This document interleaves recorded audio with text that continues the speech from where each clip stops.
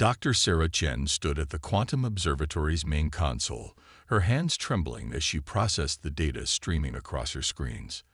The void between Mars and Jupiter had erupted with spatial distortions, massive ships emerging from faster-than-light travel. She'd spent her entire career searching for evidence of extraterrestrial life. Now, looking at the energy signatures of over 300 warships, she wished she'd never found it. How long? General Martinez's voice was steady, but his weathered face betrayed his concern. 19 hours until they reach Earth's orbit, Sarah replied, running another simulation. Their deceleration patterns suggest they're planning to stop, not perform a flyby. The general nodded grimly, and our analysis of their capabilities. Their energy output exceeds our entire planet's power generation. The weaponry we can detect. Sarah swallowed hard. We wouldn't last a day in conventional combat. The emergency command center, buried beneath the Rocky Mountains, had filled with military and civilian leaders from across the globe. Old rivalries forgotten in the face of extinction. Screens displayed the approaching armada from every angle. Sleek predatory shapes of dark metal and pulsing energy. The first transmission arrived exactly as Sarah's calculations predicted. The alien message boomed through every speaker and device on Earth, translated perfectly into each local language. People of Earth, we are the Craxis Empire. Your world now falls under our domain. Surrender your resources and accept subjugation, or face extinction. You have 6 hours to comply. Sarah watched the faces around her pale, saw the fear and desperation, but she also saw determination. Humanity hadn't clawed its way up from the primordial ooze to bow before the first bully from the stars. There might be a way, she said quietly, drawing the room's attention. Project Nexus. General Martinez's eyes widened. That's theoretical technology. Untested. It's our only chance. Sarah pulled up the classified files. We've been developing quantum consciousness integration, the ability to merge human minds with our defense systems. The Craxis won't be expecting it because it's unlike anything else in the galaxy. We've already built the infrastructure. We just haven't dared test it at full scale. The risks, Martinez began, are better than extinction. Sarah cut him off. I've run the simulations thousands of times. The human mind can process quantum states in ways artificial intelligence can't match. If we link enough volunteers to the system, we can create defensive and offensive capabilities that would be impossible to predict or counter. The room erupted in argument, but Sarah kept her eyes on Martinez. He alone had the authority to approve the project's activation. She could see him weighing the options, guaranteed destruction against a desperate gamble. How many volunteers would you need? He finally asked. 1,000 to start. More as we expand the system. Martinez looked around the room.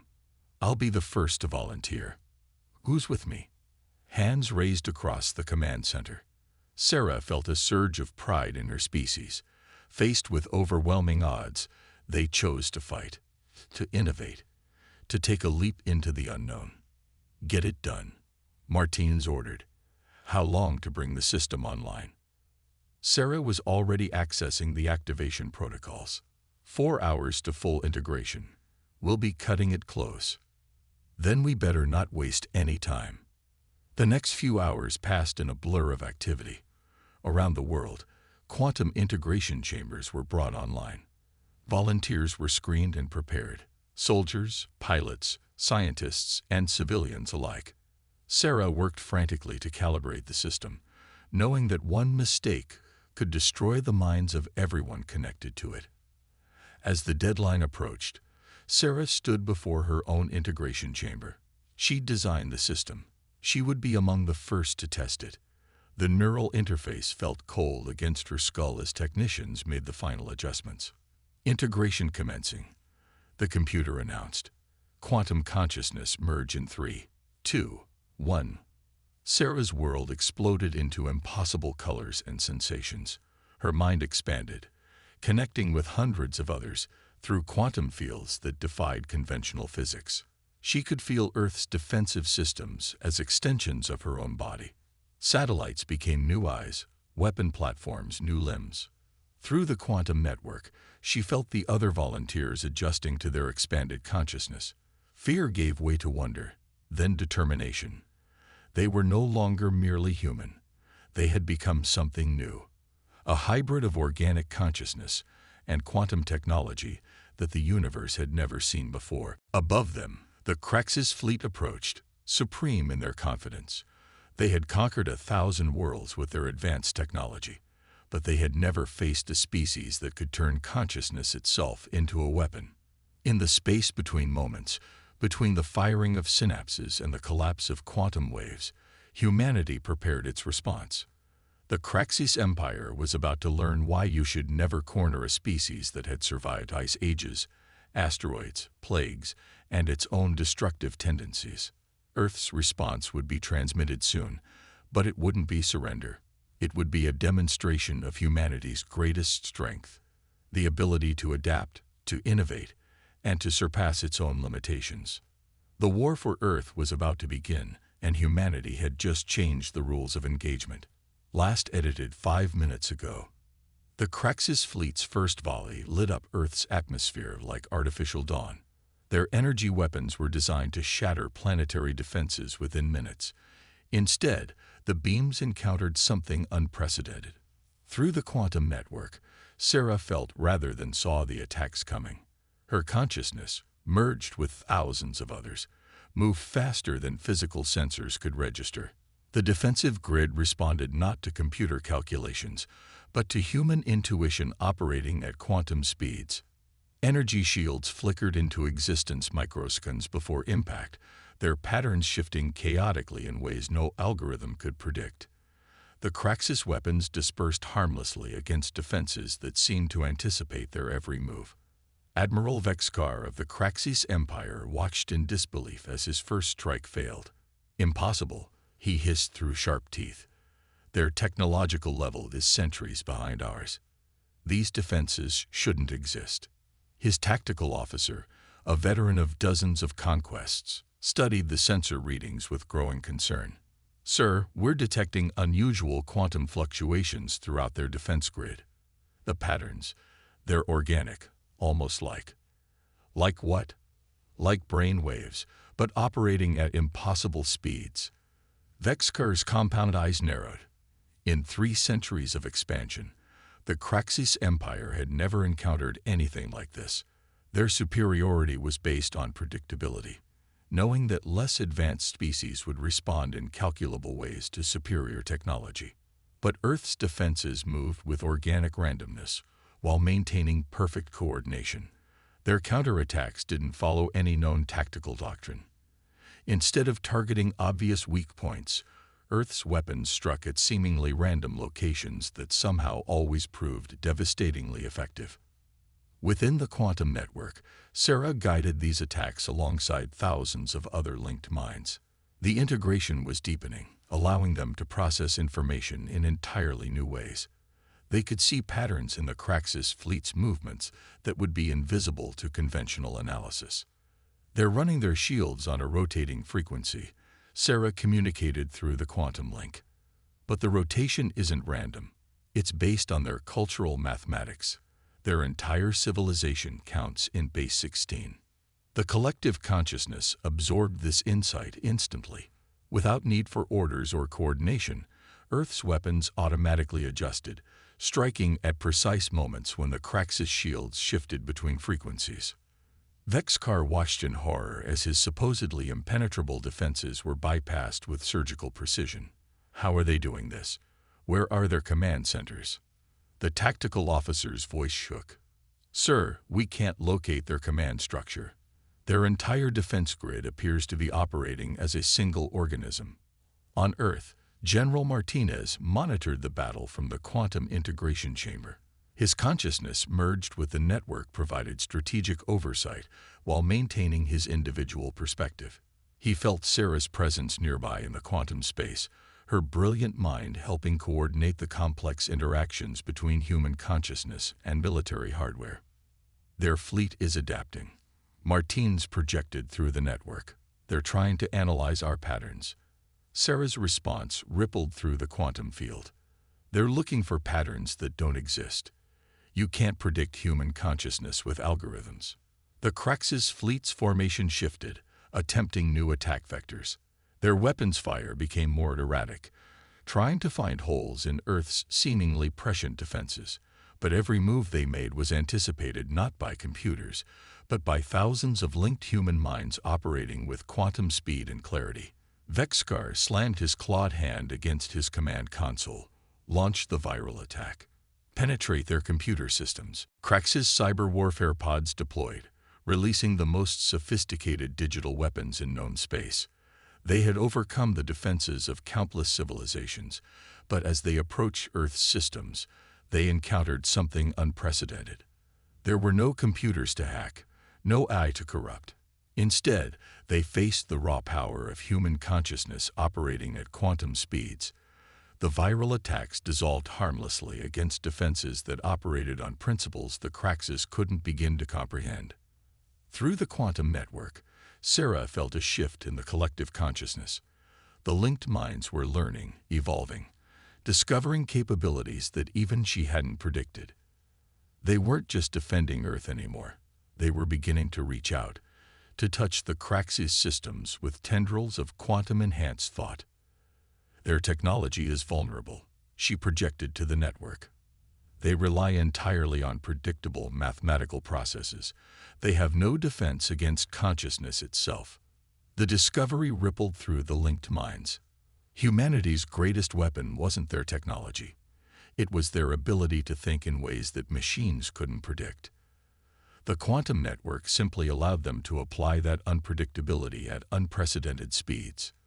Martinez felt the strategy forming in the collective consciousness. We're no longer just defending, he realized. We're about to show them why you should never underestimate human creativity.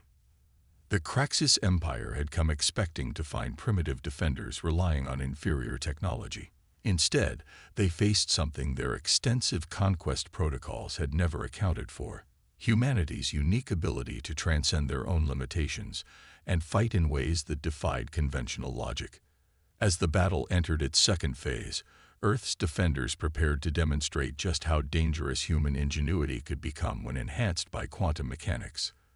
The Kraxus Empire was about to learn that some species were simply too creative to conquer. The quantum network hummed with newfound confidence as humanity's consciousness spread through the battlefield like a living tide. Sarah felt the collective mind evolving, discovering capabilities that transcended conventional physics. They weren't just defending anymore. They were beginning to understand the true potential of their merged consciousness. Their ship's neural interfaces are based on crystalline matrices, Sarah projected through the network. Her thoughts, enhanced by quantum mechanics, reached thousands of linked minds instantly. They're vulnerable to consciousness interference. Through their expanded awareness, Earth's defenders could see the fundamental flaw in Kraxus technology. The aliens had perfected artificial intelligence, created flawless logical systems, but they had never considered consciousness itself as a weapon.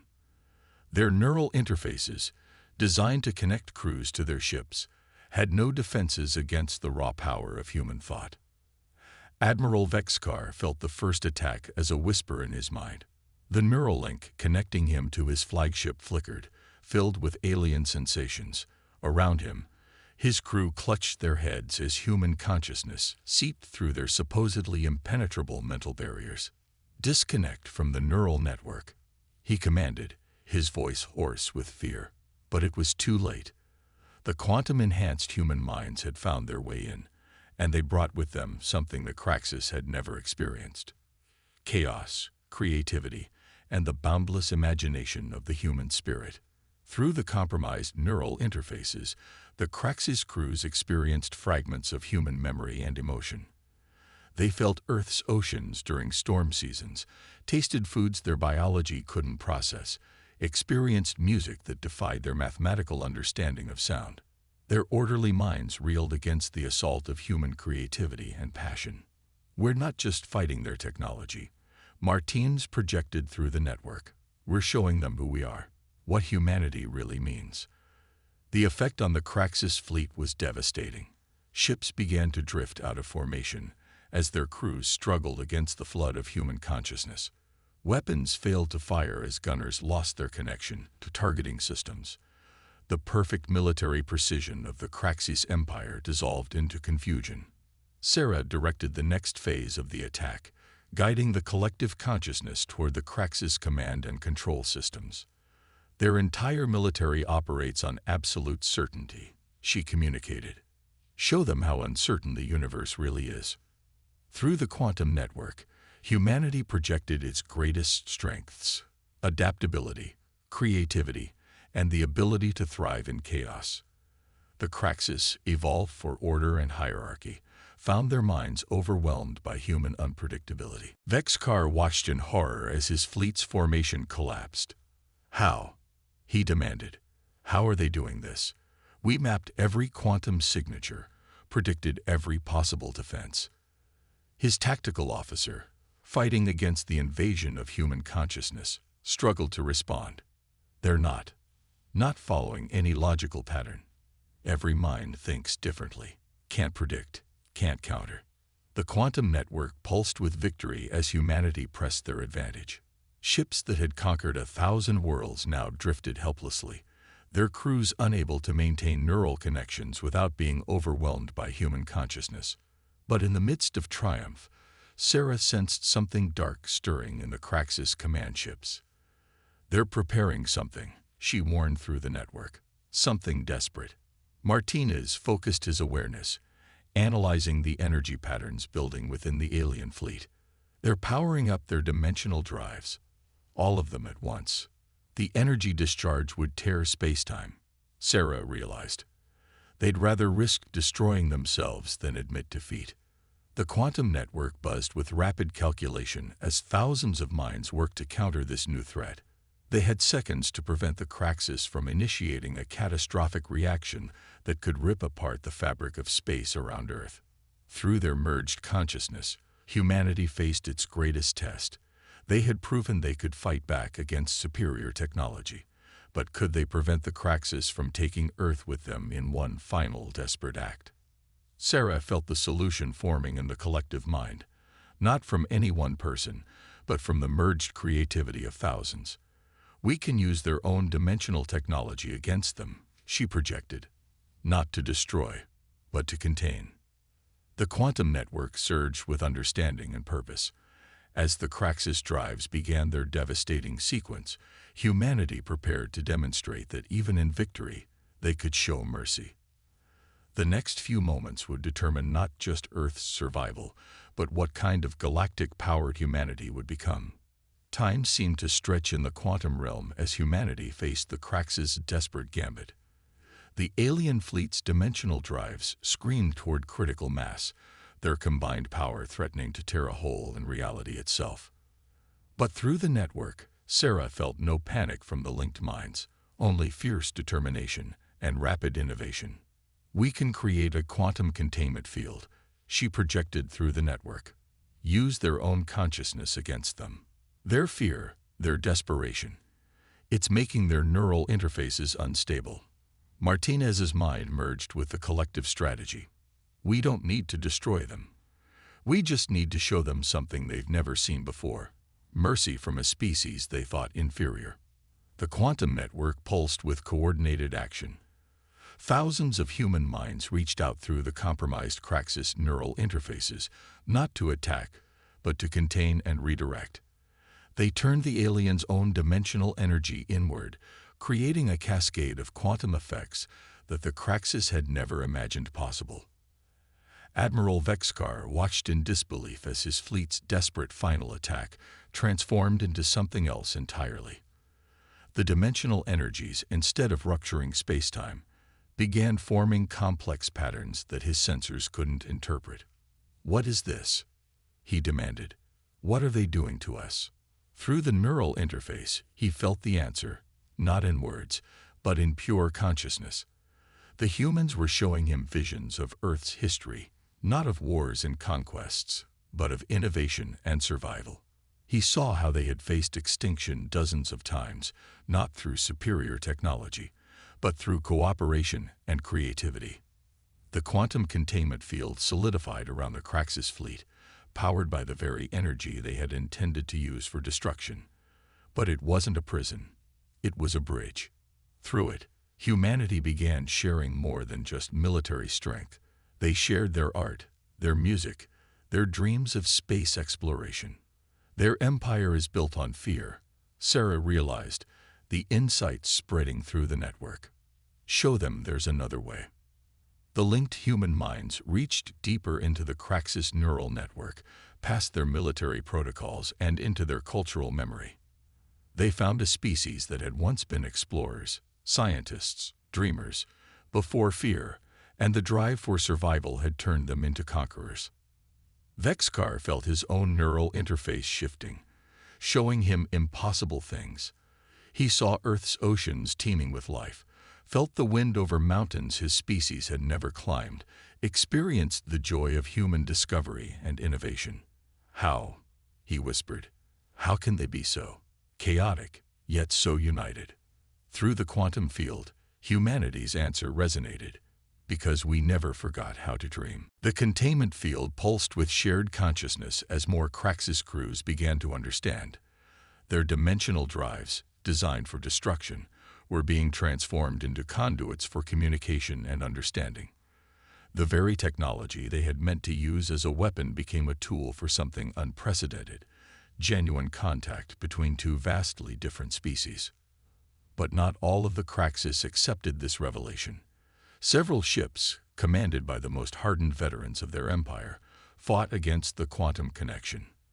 Their neural interfaces began to overload as they rejected the human consciousness, threatening to create devastating feedback loops through the entire network. We're losing containment in sectors 7 through 12, Martins projected urgently. If those ships break free, the dimensional cascade could still trigger. Sarah felt the collective consciousness adapt instantly to the new threat. Then we show them our greatest strength, how humanity faces impossible choices. Through the quantum network, Earth's defenders prepared for their most difficult challenge yet. They had proven they could fight the Craxus. They had shown they could understand them. Now they had to prove they could save them, even from themselves. The battle was no longer for survival alone, but for something far more important. The chance to show the galaxy a new way forward. Humanity, once dismissed as primitive, was about to demonstrate why adaptability and creativity were more powerful than any weapon. As the quantum field fluctuated around them, both species stood at a crossroads. The next few moments would determine not just the outcome of this conflict, but the future of human Craxus relations and humanity's place in the galactic community. Through the network, Sarah prepared the linked minds for the most crucial decision they would ever make, one that would prove whether humanity could maintain its principles even in the face of extinction. The quantum network blazed with shared consciousness as humanity faced its moment of truth. The resistant Craxus ships writhed within the containment field, their dimensional drives approaching critical failure. Each passing second brought them closer to a catastrophic reaction that could destroy both fleets. Sarah felt the collective mind racing through possibilities, drawing on humanity's entire history of crisis and innovation. We can't force them to understand, she projected through the network, but we can show them who we really are. Through their neural interfaces, the resistant Craxus crews experienced a flood of human memory, not of victory or power, but of redemption. They felt Earth's greatest moments of forgiveness, of enemies becoming allies, of hatred transformed into understanding. Admiral Vexcar, his consciousness now bridged between both species, finally understood what made humans different. Your strength isn't in your technology or your weapons, he transmitted across the quantum field. It's in your ability to change, to see new possibilities even in your darkest moments. The quantum network pulsed with affirmation as humanity prepared their final gambit. Instead of trying to contain the failing dimensional drives, they would do something unprecedented. They would synchronize with them. What you're suggesting is impossible, Martins projected, but his thoughts carried no doubt, only excitement. The energy patterns would have to match perfectly across both species' neural patterns. Impossible is what humans do best, Sarah responded, her consciousness guiding the collective mind toward a solution that defied conventional physics. Through the quantum field, humanity began sharing not just thoughts and memories, but their fundamental nature, their ability to adapt, to innovate, to find hope in hopeless situations. The resistant Craxus ship's neural networks, designed for rigid military hierarchy, experienced something they had never encountered: the chaotic, beautiful complexity of human consciousness. The effect rippled through the Craxus fleet. Ships that had been fighting the containment field suddenly stabilized as their crews experienced a perspective beyond their empire's doctrine of superiority. They felt Earth's oceans and forests, experienced human art and music, understood at last that true strength lay not in domination, but in diversity. The dimensional drives, moments from catastrophic failure, began to pulse in harmony with the quantum field. Human consciousness, merged with Craxus technology, created something entirely new, a bridge between species that transcended physical space. Their drives aren't failing anymore, Sarah realized. They're transforming. The space around Earth shimmered with quantum energy as the merged consciousness of both species reshaped reality itself. The dimensional technology, designed for war, became a conduit for understanding. The very forces that could have torn space-time apart instead began knitting it together in new ways. Admiral Vexkar watched in awe as his fleet's weapons transformed, their destructive energy redirected into patterns that his sensors could barely comprehend. "We came to conquer," he transmitted, "but instead, you've shown us how to evolve." Through the quantum network, humanity's response echoed, "This is who we are. Not conquerors, not victims, but pioneers. We don't just adapt to the universe. We help it adapt to new possibilities." The containment field dissolved, no longer needed as the last resistant ships accepted the connection. In its place, a new kind of space emerged, one where the consciousness of both species could interact freely, sharing knowledge and perspective across the quantum realm.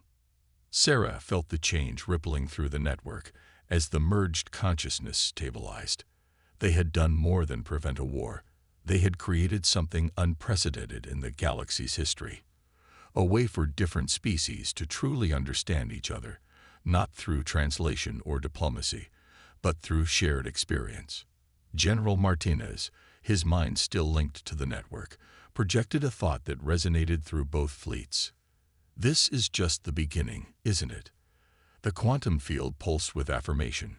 Humanity had proven itself not just equal to the Craxus, but capable of showing the galaxy a new path forward. Their victory came not from destroying their enemies, but from transforming them into partners in exploration and innovation. As the quantum network hummed with shared consciousness, Earth's defenders began to understand their new role in the galaxy. They would be neither conquerors nor subjects, but teachers and students, showing other species that the true frontier wasn't space itself, but the endless possibilities of consciousness and cooperation. The Craxus Empire, built on fear and domination, would never be the same, and humanity, once dismissed as primitive, had demonstrated why creativity, adaptability, and compassion were the most powerful forces in the universe. In the quantum realm where their consciousness merged, both species began planning a future that neither could have imagined alone. They had proved that the greatest adventures weren't in conquering the stars, but in learning new ways to see them together.